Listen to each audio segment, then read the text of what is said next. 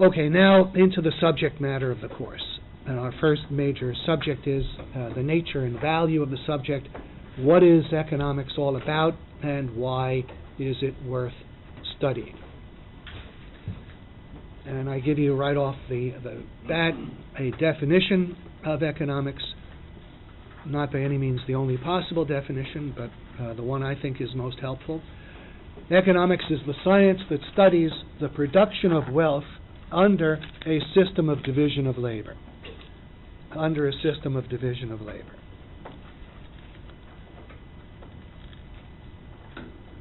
Now, what is the division of labor? Well, it's the separation of the total labor required to support a human life into separate, distinct occupations. If we had gone around and I had asked each of you what kind of work you do, probably there would be no two identical answers. Each person, even if you're working at the same company as some others, almost certainly you have a different job description. We have an enormous number of specializations and subspecializations, and in a division of labor economy, in any first world economy, all of which are division of labor economies, the way people live is by devoting practically their entire working time to the production of just one thing or a very small number of things, or they're merely performing one simple step in helping to produce just one or at most a small number of things. That's what they devote their full time to, and virtually everything that they produce, all or almost all of it, is consumed by people other than themselves. At the same time, practically everything that each of us consumes is produced by the labor of others. So if you think of the particular job that you're doing, maybe you're a sales representative for a pharmaceutical firm. Okay, well then you're helping in the production of some medications. You're making the physicians aware of them and the benefits, and that's what you're devoting your full working time to. But the people who are getting the benefit of these medications is almost entirely or entirely other people. So if you're helping to in the distribution of Celebrex, the odds are you yourself don't use any Celebrex, and no one in your family does. But many other people do, and you're devoting your entire working time to the satisfaction of the needs and wants of others. But by the same token, all of the food you eat, the clothes you wear, the automobile you drive, the apartment or house that you live in, all of this is produced by the labor of others. And this represents division of labor. Now, people have not always lived this way, and even right now, the majority of the world's population still does not. The typical mode of economic life for most of history and even today in most of the world is people are devoting their labor to producing the things that they and their families consume. So if you have a farmer in some third world country, his labor is devoted to producing the food that his family will eat. And such people, maybe with the help of a few neighbors, construct their own shelter. They may even make their own clothing. They have a very limited peripheral connection to the market. Relatively little of their labor is producing things that others consume. Relatively little of what they consume is produced by the labor of others. Now, this is rapidly changing. Not many years ago, one could say that perhaps only 15 or 20% of the world's population lived in first world division of labor societies. But that's undergoing major expansion today. Large segments of China are becoming integrated into the global division of labor, important parts of India, and it very well may be that the leading development of this new century will be that by the end of it, practically the entire population of the world will be incorporated into a global division of labor. The origin and development of the division of labor society.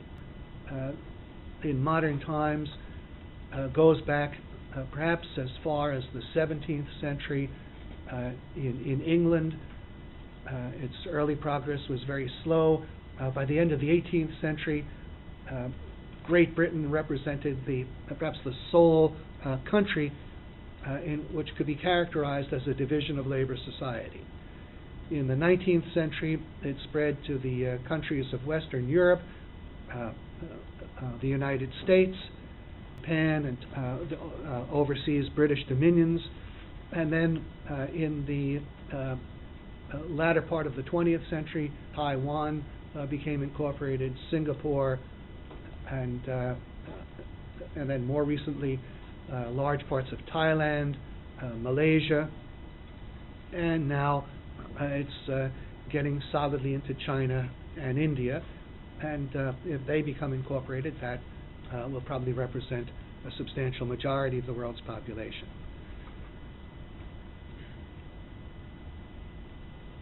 Now, why is the division of labor important? Well, I go into the subject in detail in Chapter 4, and in the syllabus I probably refer to it as the main discussion coming in Week 3, but it's perhaps a good idea to jump into it now. Organizing production into a division of labor is an essential requirement for a high and rising productivity of labor, a high and rising output per unit of labor. And there are a variety of reasons for this. One leading reason is that to the extent that labor is divided into separate, distinct occupations and sub-occupations, the amount of knowledge that enters into the production of things is correspondingly multiplied. The greater the degree of division of labor, the larger is the overall total volume of knowledge that enters into the productive process. And we can illustrate this, I think, in terms of a simple example. Imagine that you could get some kind of grant, either from a foundation or the Department of Education, and the purpose of your grant would be to take a census of the knowledge used in production in the interior, the rural interior of China or India. And let's say you were supplied with a good supply of notebooks, tape recorders, maybe you'd need batteries only because you might not even find electricity. And assume you could spend time with a friendly, receptive farm family, and your assignment was to learn and record everything this family knew about any aspect of production. So you'd learn what crops they planted, when they planted, how they tended them, how they harvested them, what they did with them, and everything else in any way related to production. How they made their clothing, how they constructed their shelter, whatever it might be. And presumably you could fill several notebooks or several rolls of several cassettes of tape. But at some point you would have exhausted the knowledge of this rural family.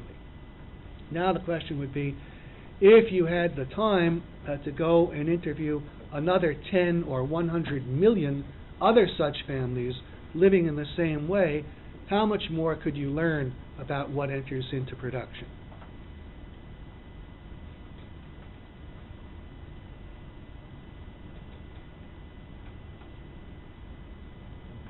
Yes? You might learn a little bit more, but they're probably all the same. You might specialize in certain areas, but overall it'll be the same. I would say it would be just about exactly the same. I mean, maybe you could learn a few extra details. Someone that you might interview later might be a more clever, self-sufficient farmer. They might know a few tricks the others didn't.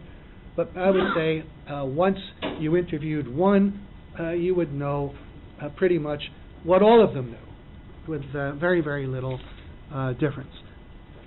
Now, contrast that with attempting to take a census of the knowledge that enters into production in a first world country.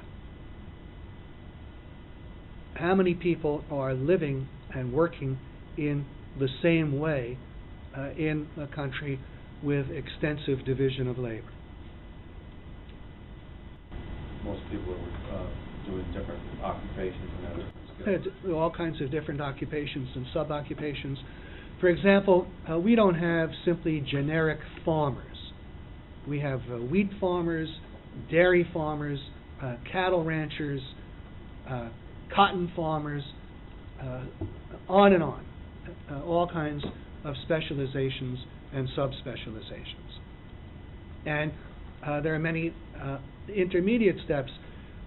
We have people engaged in refining the seed the farmers will use, and that will likely become more important with genetically engineered seed.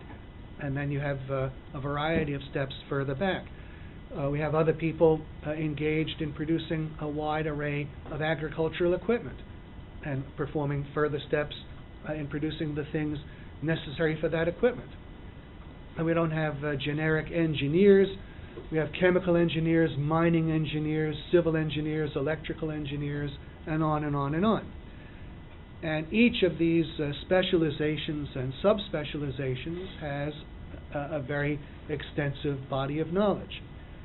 And at lower levels, we don't just have generic workers. There are significant differences between auto workers and steel workers. And among auto workers, there's wide differentiation in the particular kinds of work, and similarly among steel workers. Now, we have as many distinct bodies of knowledge entering into the production of things as we have distinct specializations. Now, what do you think this implies about the overall volume of knowledge that enters into the production of things in a division of labor society compared to a society of self-sufficient farmers? Now, with each additional person you add to the process, you gain a wider variety of knowledge from each individual. We have an incredibly larger volume of knowledge.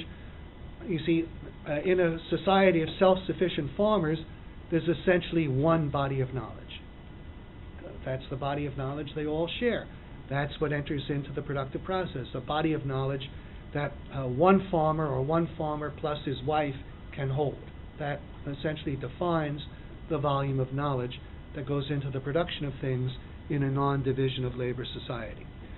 In a division of labor society, the volume of knowledge is the product or the sum of all the specialized bodies of knowledge of all the different occupations and sub-occupations.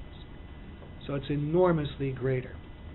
Now, if you knew nothing else at all, I think this would probably be sufficient to understand the profound differences that exist between the standard of living of a first world country and a third world country.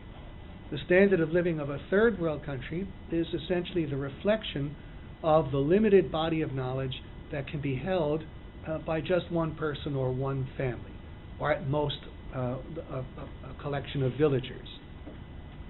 In a first world country, the body of the standard of living reflects the enormously greater volume of knowledge that is built upon this system of specialization. All of the specializations have their own contribution. Is there anything filling the second world? Pardon me? Is there anything filling the space that with the fall of the Soviet Union that the second world was got? Okay, if you take the Soviet Union as representing the second world, actually it would largely be subsumable under the third world, or much of it. Not all of it. There are some areas, like I mentioned, St. Petersburg and maybe Moscow and a few other cities. They're closer to the modern world. They're more or less integrated. But there are vast stretches of rural areas where they haven't made much headway yet. And they're closer, I would say, to the third world. The former Soviet Union was largely a third world country, with some exceptions.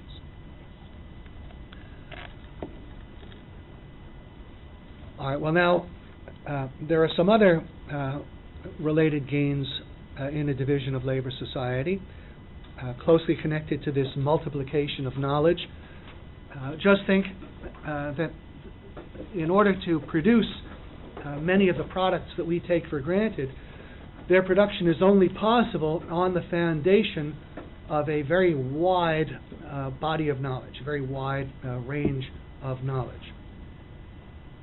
So you just think, if we were to ask, what's required to produce something relatively simple, like this ballpoint pen? Do you think there's any one person who knows the totality of what's required to produce such a thing? I mean, you could name in broad strokes. You could say, well, you need plastic, you need ink, you need a metal point. Okay, but in order to actually get all of this starting from nature, you have to have a knowledge of mining the different chemicals. You have to have a knowledge of producing mining machinery, a knowledge of making plastic. Plastic comes from petrochemicals. You need to be able to extract petroleum. You need to refine it. To do that, you need to make petroleum refining equipment. You need a transportation system. Undoubtedly, you need electric power. You take any relatively simple product, and if you investigate what lies behind it, it's like a point on a spider web of complexity. There are all sorts of things behind it, all sorts of things alongside of it. And this becomes true even of products that could be produced with radically less division of labor. Again, in non-division of labor society, they can grow a certain amount of rice. And the way they grow it is relatively simple. But if you're talking about growing rice in a division of labor society, what sorts of things do you think are involved? Biochemistry. It could be biochemistry. You'd have all kinds of agricultural equipment. You might have complicated irrigation systems. Certainly you'd have electric power. You'd have diesel fuel or gasoline and everything behind that. You have ocean freighters, modern railroads. So even the kinds of things that can be produced with little division of labor in a division of labor society are produced in a far more complicated way.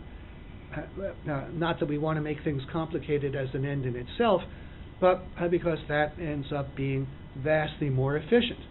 If we're growing rice, it's much, much more efficient to be able to do it by modern methods of mass agriculture than to do it the way it was done traditionally. But then there are all kinds of products that are not possible at all except on the foundation of a broad array of knowledge.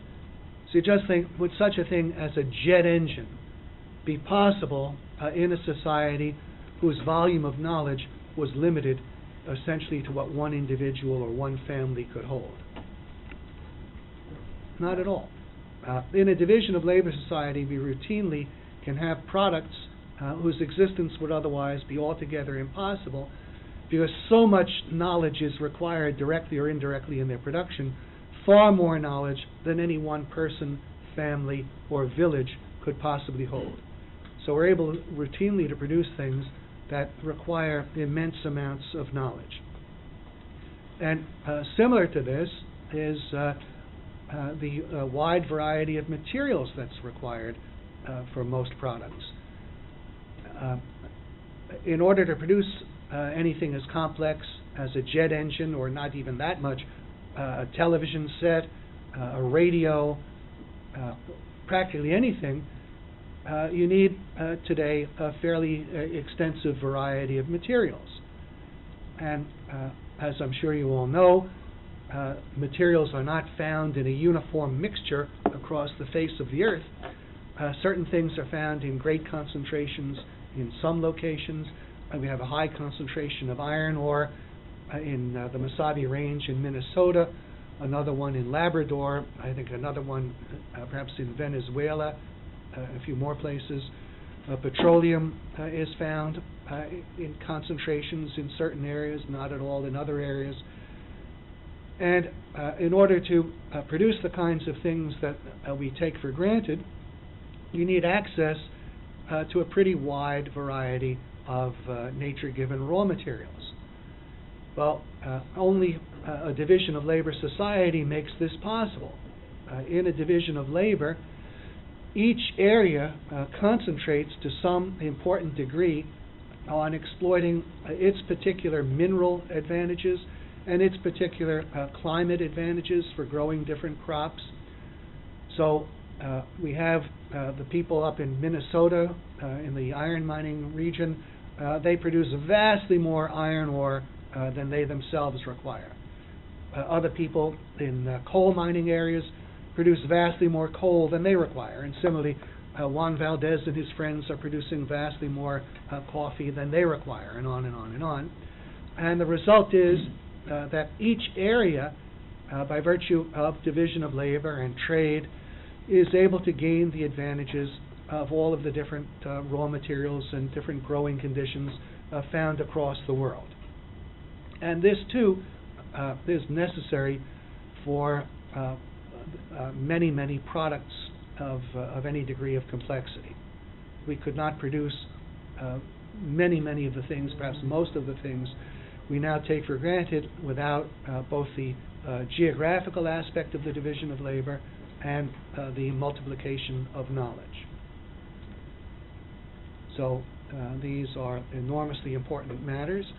And then finally, serving to continually improve the process is the fact that in a division of labor society, a large proportion of the most intelligent and ambitious members of such a society devote their working time, their concentration, on the acquisition and application of new knowledge. This is what scientists are doing, and inventors, and important parts of business firms, the research and development departments of business firms. And wider than that, a major aspect of the activity of businessmen is to search out and even instigate the development of new products and methods of production, which represents enlargement of the body of knowledge that's used in making things. So now we not only have this vast multiplication of knowledge corresponding to all the different specializations and subspecializations, the advantages of geographical specialization, but at the same time, from generation to generation, the level of knowledge tends to improve, because a significant proportion of the most intelligent and ambitious members of the society are devoting their efforts to acquiring and applying new knowledge. And then the process of economic competition compels everybody to meet the standard of the new and better products. So if you're producing something and now your competitor comes out with some improvement, you'll almost certainly have to adopt something comparable, or you'll be driven out of business. So the advances instituted anywhere, if they in fact are advances, will tend to be generalized, and the degree of knowledge and the level of production tends to rise on this basis from generation to generation. This is George Reisman in 2020. I want to add that just as the division of labor makes it possible for people to concentrate on the discovery and application of new knowledge, so too it also enables people with special talents in any area, such as the arts, being an opera singer, being an outstanding athlete. It makes it possible for people with all special rare talents to concentrate full-time on exploiting those talents. And the result is that the society as a whole benefits from being able to enjoy the exploits of these people. So if we had had a primitive non-division of labor society, great talents such as Pavarotti, outstanding baseball players and basketball players and so forth, they'd be growing their own turnips instead of doing what they're doing. So it's important to keep that in mind also. And I would say the division of labor underlies the use of machinery. Machines are fairly complicated products. They require a wide foundation of knowledge of different sorts. They require a wide variety of materials. If we didn't have a division of labor, it's doubtful we could have any kinds of machinery. And you could understand why the Industrial Revolution began in Great Britain in the 18th century. Britain met two essential requirements for the development of machinery. They had the highest degree of division of labor of any country in the world at the time, and they were the world's leading commercial nation. They had available to them whatever materials could be found anywhere in the world at the time. So they were able to assemble the variety of materials and a sufficient variety of bodies of knowledge to make the production of the first machines a possibility. So the division of labor is really a very, very major issue. And as I say, it's the essential requirement for a high and rising productivity of labor, a high and rising output per unit of labor. Now, finally, you hear a lot about the word globalization. Globalization can be understood as representing the ultimate extension of the division of labor throughout the world. If and when the entire world is incorporated into the division of labor, then the division of labor will have been carried to its greatest possible extent. Globalization is simply a continuation of what we've had for the last 2 centuries or so. Instead of people producing for themselves on their own farms, they're producing for others at greater and greater distances to a greater and greater extent, and they're being supplied more and more heavily by others over greater and greater areas. Well, the ultimate culmination of this is the entire world participating in the division of labor. And you could see some major advantages in that, just on the basis of economies of scale, particularly of an intellectual nature. And I'll jump ahead and give you an example I normally save for a much later lecture. Just consider the number of doctors that we can have is limited by the surrounding population. In order to keep a doctor tolerably fully occupied, he has to have enough people around who will break their arm often enough or need an appendix removed or God knows what in order to keep him fairly busy. If we had a society of 5 people, it's very doubtful that anyone could specialize as a doctor. You couldn't work full time that way. Well, imagine that in order to keep someone tolerably fully employed as a physician, you need 1,000 people. So you'd have one doctor. I don't know what the actual number is, but let's say every 1,000 people require the presence of one physician. Now, if we want to have a medical school, this requires that we have a substantially larger population. Imagine that an efficient-sized medical school will turn out 100 graduates a year. Again, I don't know the actual number, but it's something, and we're interested in establishing the pattern. All right, suppose the average physician will practice for 40 years after graduation. Well, if an efficient-sized medical school turns out 100 graduates a year, and on average they practice 40 years, that means that ultimately we'd have 4,000 physicians. Well, what kind of size of population would we need to keep these 4,000 physicians tolerably well occupied, if each one needs 1,000 people? We need 4 million people. Okay, but now suppose out of 4,000 physicians, or out of any 1,000 physicians, suppose that only one is a brain specialist. Well, now if we had only 4 million people in our society with one medical school ultimately generating 4,000 doctors, we'd have only 4 brain specialists. What would be the advantage of a society not of 4 million people, but of 400 million people, with respect to the number of brain specialists? Well, instead of 4 brain specialists, we can now have 400. How about a society of 4 billion people? Well, now we could have 4,000 brain specialists. What advantage do you think there would be in 400 brain specialists versus 4, or better still, 4,000 versus 400?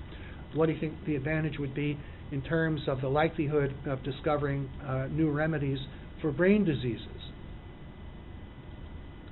Doesn't it tend to increase the larger the absolute number of highly intelligent, motivated people we have dealing with the problems? And as you get up to, you see, 4 brain specialists, they can have a journal of brain diseases. 4,000 might be able to support several such journals. Then they can have a convention in Hawaii also. But now, doesn't this same principle apply to all areas concerned with the acquisition and application of knowledge? Wouldn't it apply to all branches of engineering as well as medicine, all branches of science? So you just think, what happens to the likelihood of the discovery and application of new knowledge the larger the absolute number of people in on the project? Doesn't it increase? Yeah. I would say that a major explanation of the progress of the last decades, despite many, many negative developments working in the opposite direction, the fact that we've been able to advance in so many areas of knowledge and technology, I think is very, very heavily due to the expansion of the division of labor. Just the fact that we have substantially larger absolute numbers of highly intelligent, motivated people working on these different problems. And the success that comes anywhere can quickly be communicated everywhere. Well, if we have a global division of labor, I don't know what the world population is right now. I think estimates are about 6 billion. Well, if we had all 6 billion people in the world integrated into the division of labor, that would mean that all of the branches concerned with the acquisition and application of new knowledge would be carried on a larger absolute scale with a greater likelihood of success. We'd have an acceleration in the rate of technological and economic progress. So this, I think, is an immensely positive development, but it's not something that occurs inevitably. It's not something that must result. There are factors that can stop the division of labor, that can turn it in the opposite direction. Can anyone think of any sorts of developments that can work against the division of labor? In what way? Pardon me? In what way? Preventing its further extension and causing it to be reduced. Pardon me? Excuse me? Taxes and regulatory issues? Well, at one level that could happen, but can anyone think of anything more dramatic? Ideological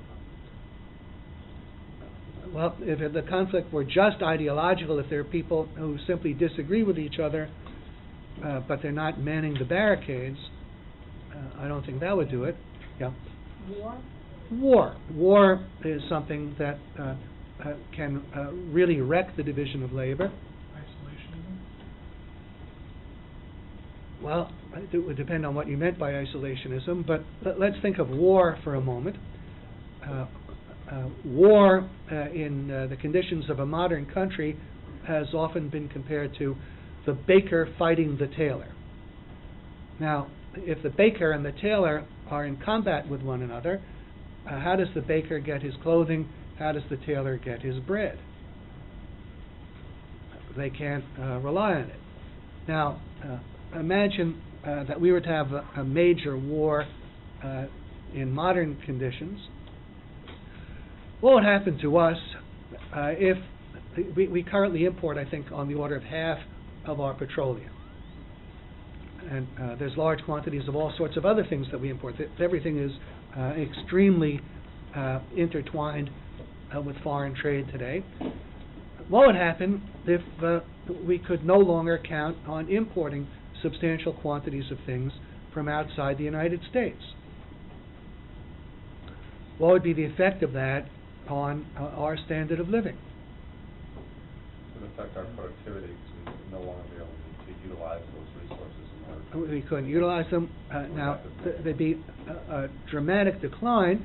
Now, it's very possible if the United States and North America itself remained free of warfare, but was just cut off from foreign supplies, possibly there would be a terrible initial shock, and then it might be that we could expand the production of many of the things that we had imported, expand them domestically, and at the same time cut back on the production of many of the things that we had exported. That would be a significant retrogression in the division of labor, but maybe if you're talking about the whole of North America or the whole of the Western Hemisphere, maybe you could, that was still a broad enough area, a big enough area to maintain a modern standard of living, but not at as high a level as if we had a global economy. But suppose the chaos and the warfare were greater than that. Suppose you wouldn't have a peaceful North America. Suppose we had conflict within North America. Suppose the different states were warring with one another, or the different counties. Now, can anyone think of a historical situation that, in principle, resembles such a thing? Civil War. Well, the Civil War, that was a major conflict between two parts of the United States, that's true.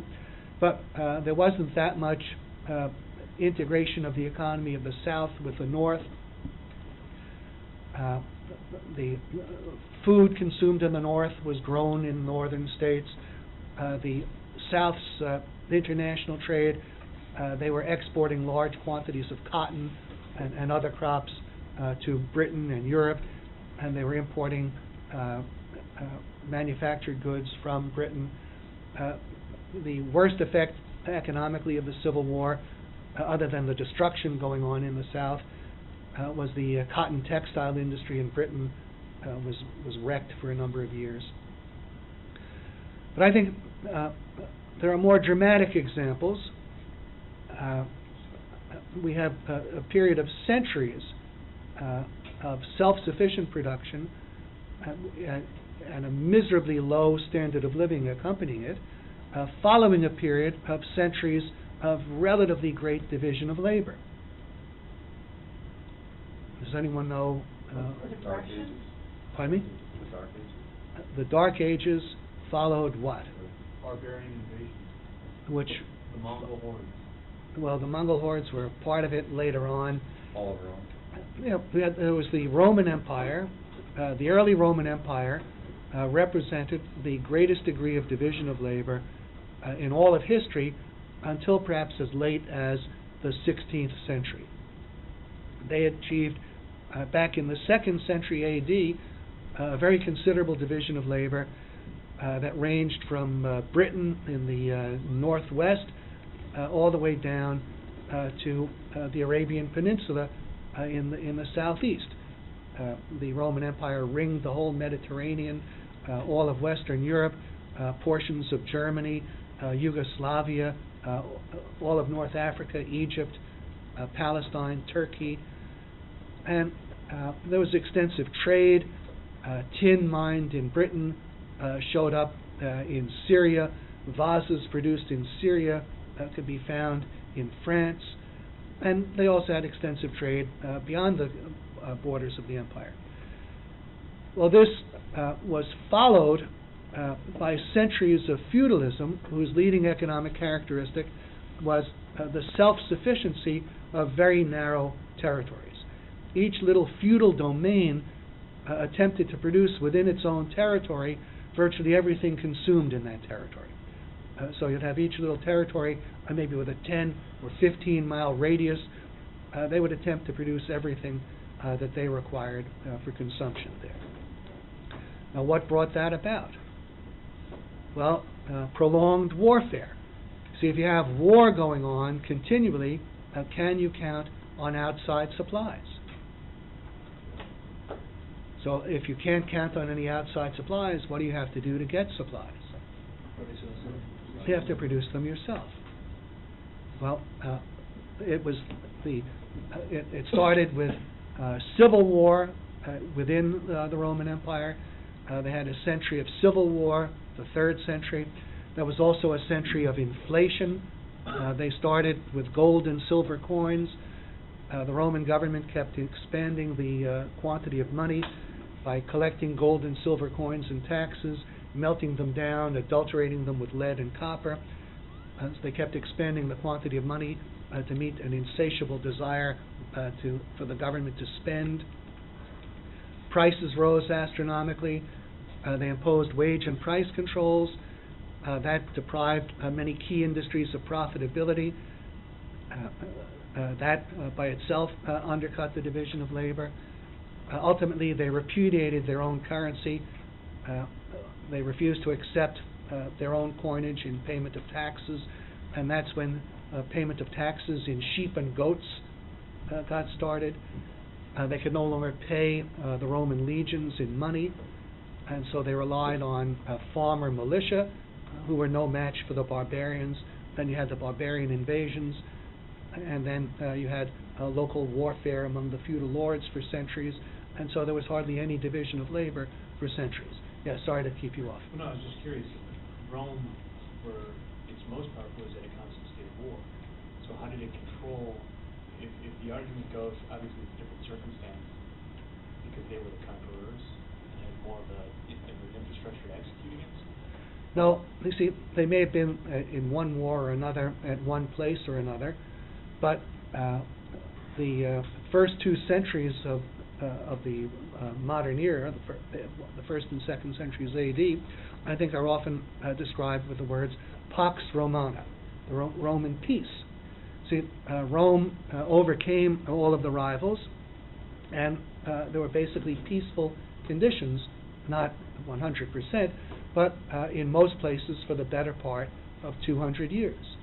And so that permitted relatively great economic development. And then when that ended, things fell apart. I have a somewhat related second question. Yeah. Was that tradition passed down because the Ottomans took an extremely, from what I understand, an extremely efficient approach to division of labor too, did they not? I am not aware of that.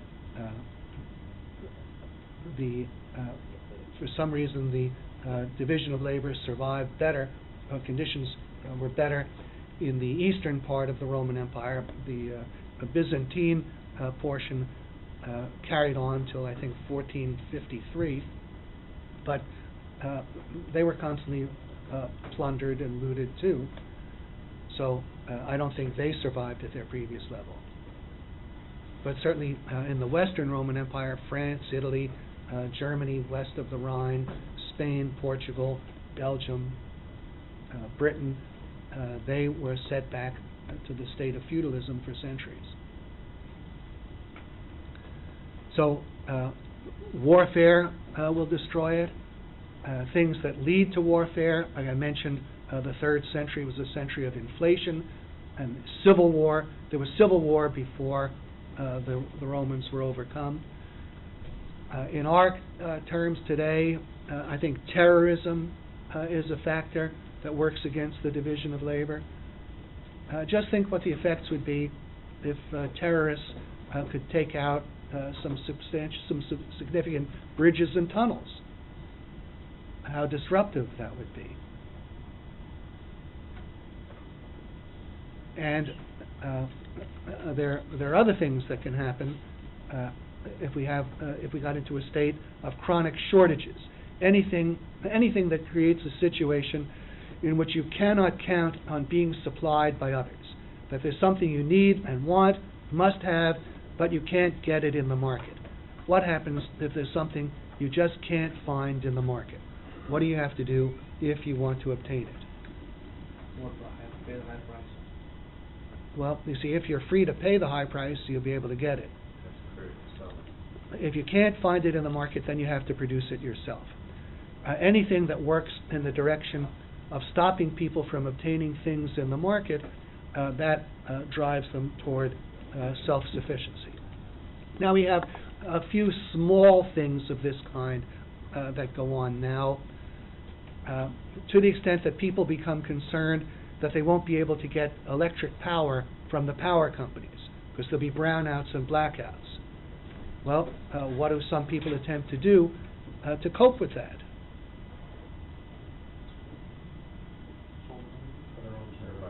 Have their own generators, put in solar panels, whatever, to have their own source of power. There are hospitals with their own generating systems. There are some business firms with their own generating systems. Now, so far, this hasn't gone very, very far.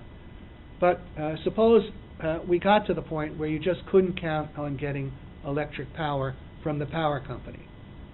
Well, that would require that if people want power, they have to produce it themselves. That would be a step going away from division of labor. That would be substantially less efficient. It wouldn't be enough to destroy the system, but it's a step in the wrong direction.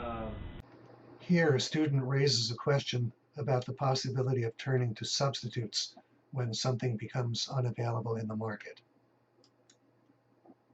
And possibly substitute that whole knowledge base to another, instead of electricity, you're going to use that knowledge base to researching other forms of energy.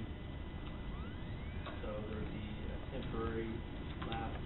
Well, people... At this point in time, rather than on the days of feudalism, that knowledge could be just transferred to taking out substitution. Well, people do attempt to make substitutions, and sometimes if there's a limited interference, a limited problem, they can find substitutions, and then they proceed and there's not much effect. But suppose all the different avenues are cut off. We can't get petroleum, so we turn to natural gas. And then what if we can't get the natural gas? Well, then you might say, okay, how about atomic power? But suppose that's blocked. It might be that you have limited blockages that you can work around, and then there's merely a temporary setback, or it could be there's no way around, and then you're stuck. Now, anything that creates shortages. A shortage is a situation in which there are people able, willing, and very often eager to pay the announced price. But despite that, they can't find the item in the market. And that's a situation where the thing is just unavailable in the market. And so anytime there is a shortage, if it persists, that's a situation in which people will be driven to produce something themselves. And as we'll see in a few weeks, shortages can easily be brought into being, and what brings them into being is a combination of inflation and price controls. See, inflation tends to drive up the prices of things. That disturbs many, many people. It hurts many, many people. And a popular response to rising prices is to prohibit the rise, impose a price control. But when you do that, the result is a shortage. You see, as we have more and more money and people attempt to spend more, well, that's driving up the price. If you don't allow the price to go up, you're not doing anything to curtail the quantity demanded. You're giving people more and more money. They're attempting to buy more and more. But if there isn't that much more, if they're attempting to buy more than there is, well, in a free market, the price would rise. as the price rose, what happens to the amount people attempt to buy? That goes down.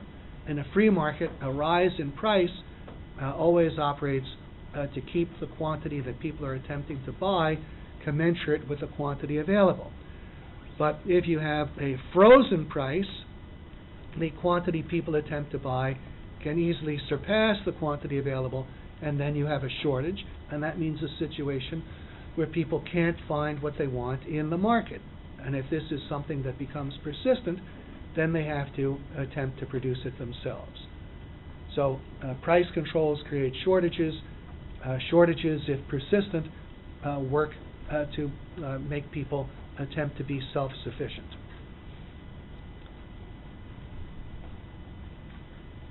All right, well, all of this connects with the wider subject, the need for economics, its leading applications. As I've indicated with the discussion of Rome and what followed it, the division of labor doesn't exist or function automatically. It doesn't exist or function automatically. And the leading illustrations in history are the fall of the Roman Empire and its replacement with feudalism, a relatively high degree of division of labor, followed by self-sufficiency for centuries, and then later on the reestablishment of the division of labor with the modern world. You can think of economic history from perhaps the 14th century on, or maybe even a little bit before that. You can think of the broad sweep of economic history subsequent to the Dark Ages as more or less coextensive with a rise in the division of labor. And this started very, very slowly and gradually and greatly intensified in the 18th and then the 19th and then finally the 20th centuries, and still going on today. Now, if you know what are the things that are required to have a successfully functioning and growing division of labor, what are the things that will wreck it, that gives major insight, I think, into understanding the broad sweep of economic history. You can understand the collapse of the Roman Empire by understanding what sorts of things wreck the division of labor and how were they present in the period of the decline of the Roman Empire. And you can see a combination of civil war and war, and the civil wars brought on in large measure by other economic policies, inflation and price controls, serving to greatly reduce the productive capacity of the Roman economy, weaken it militarily. And then you can understand the rise of the modern world in terms of developments that are favorable to the division of labor. One leading to such development being the pacification of the countryside in Europe. There came a point where the chronic warfare of the feudal period stopped, where the kings attained military supremacy over the feudal nobility, and the feudal nobility ended up disbanding their private armies, and then you had relative peace within the countryside of the European countries. Goods could move from one part of the country to another freely.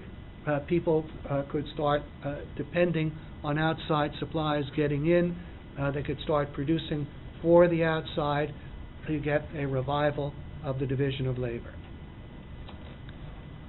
Was that the Magna Carta? Now, the Magna Carta was a limitation on the powers of King John, respecting certain powers of the nobility. But the nobility was no longer engaging in private warfare. You see what happened? One of the things that Adam Smith points out, he has a lot of historical commentaries in The Wealth of Nations. There was a period in the heyday of feudalism, the main interest of the feudal aristocrats was how can they maintain their knights in the greatest state of military readiness. That's all that they were concerned with. But then somewhere along the way, the aristocrats developed a taste for luxuries. And they didn't want to have to devote all of their revenues to supporting men-at-arms. They wanted to free that up so that they could have a fancier castle, or furnish it better, have better clothing, a nicer carriage, whatever.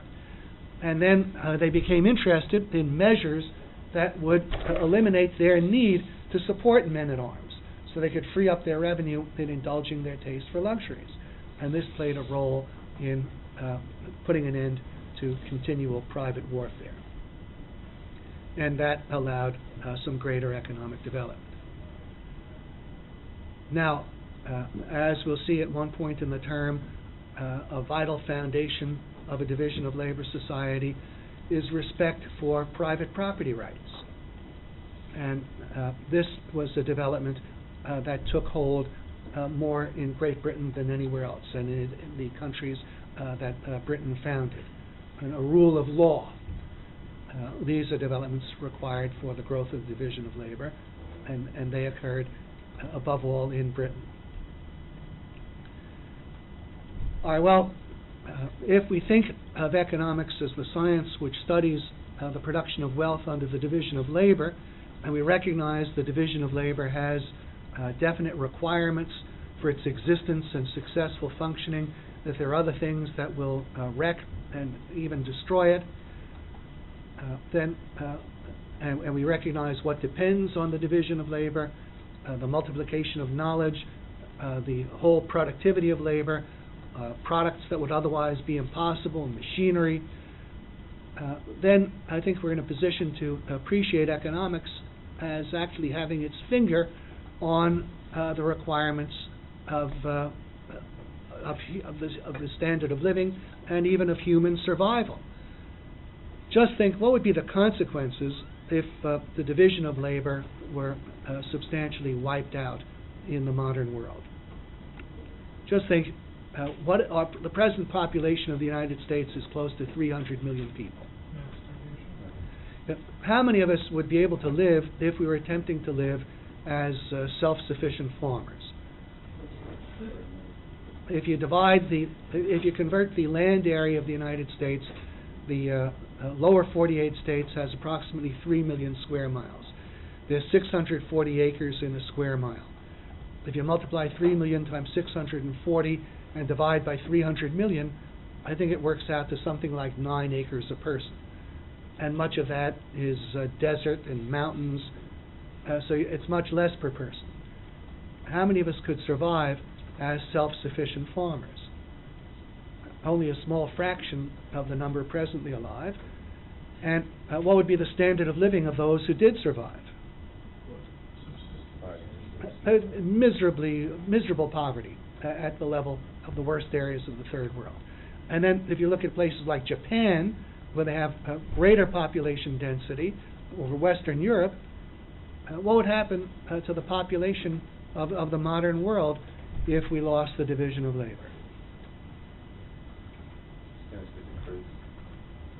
It would be radically reduced. You know, the population of the world was more or less constant at about 1 billion people up to the 18th century. And now it's gotten to, I think, close to 6 billion. Well, what do you think has underlaid this tremendous increase in numbers? Division of labor? I would say the division of labor and the tremendous rise in the productivity of labor that it's made possible.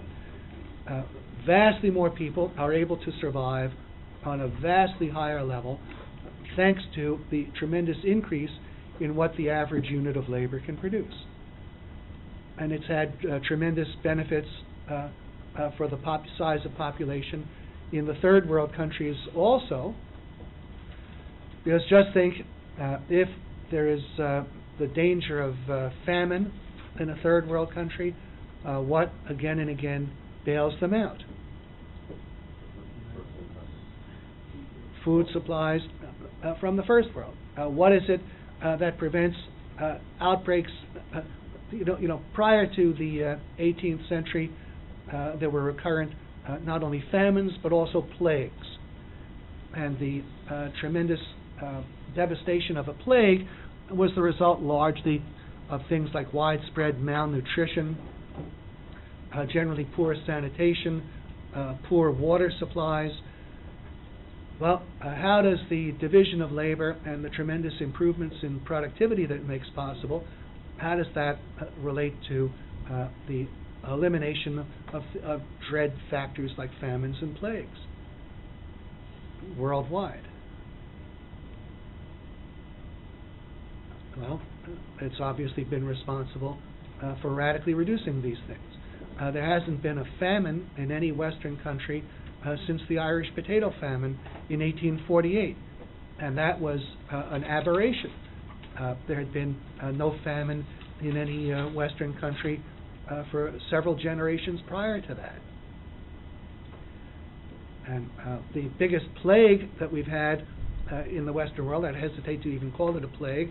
I think the worst outbreak of death from any kind of illness was the influenza epidemic following World War I. But in the Dark Ages, or even a little bit past that, the Black Death in Europe wiped out a third of the population in the space of 3 years, and such things were repeated. Well, people complain about the size of the population, but I think all of us who are alive, or almost all of us, are very glad to be that way. And what makes it possible for most of us to be alive and to have the tremendous prosperity that we do is the fact that we live in a division of labor society. Now, economics, as the science that studies the division of labor, is in a position to explain what sorts of things will promote it, what sorts of things will destroy it. And I don't think it's an exaggeration to say that what depends on an understanding of economics in the last analysis can be the literal survival of material civilization. Now, why? Well, as I've said, the division of labor doesn't exist or function automatically. It depends on human choices. People make decisions that affect the division of labor, not as isolated individuals particularly, but in their political capacity.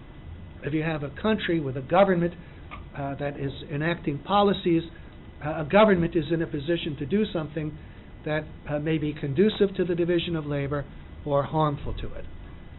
And if you have governments acting on wrong ideas, they're capable of committing serious devastation. And if the citizens have beliefs, and those beliefs are destructive, and they lead the government to adopt destructive policies, well, that is the threat to the division of labor. And the analogy I use, people who are today alive in a modern division of labor society, enjoying all of its benefits, in effect, they're wandering among the equipment of a modern factory.